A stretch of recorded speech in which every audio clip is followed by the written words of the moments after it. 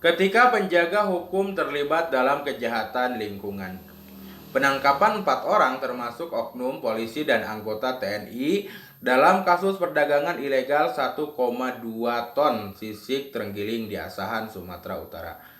Kembali membuka lama tentang lemahnya integritas di tubuh aparat penegak hukum. Ironis, karena mereka yang seharusnya menjaga hukum dan melindungi keanekaragaman hayati justru diduga menjadi bagian dari jaringan kejahatan lingkungan berskala besar. Kasus ini bukan hanya persoalan pelanggaran hukum, tapi juga menyangkut kerusakan ekologis yang tak bisa dibayar dengan denda sekalipun. Diperkirakan sekitar 5.900 ekor terenggiling harus mati demi perdagangan gelap ini. Angka itu mencerminkan hilangnya ribuan pasukan alami pengadili hama yang sangat penting bagi ekosistem hutan. Apalagi keterlibatan aparat militer dan kepolisian menunjukkan adanya kemungkinan jaringan yang lebih luas dan terorganisir.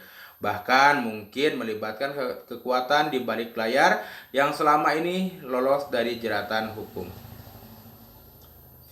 Kita patut mengapresiasi langkah cepat KLHK, Polda Sumut, dan Denpom 1 Bukit Barisan dalam menggagalkan penyelundupan dan menangkap pelaku. Namun, penegakan hukum harus dilakukan secara menyeluruh. Jangan sampai kasus ini berhenti pada aktor lapangan, sementara pelaku intelektual atau pihak-pihak yang mendapatkan keuntungan lebih besar tetap bebas.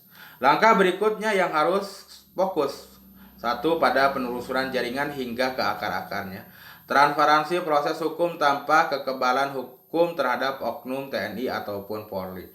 Pemberian hukum maksimal sebagai efek jera, apalagi karena melibatkan satwa dilindungi yang terancam punah.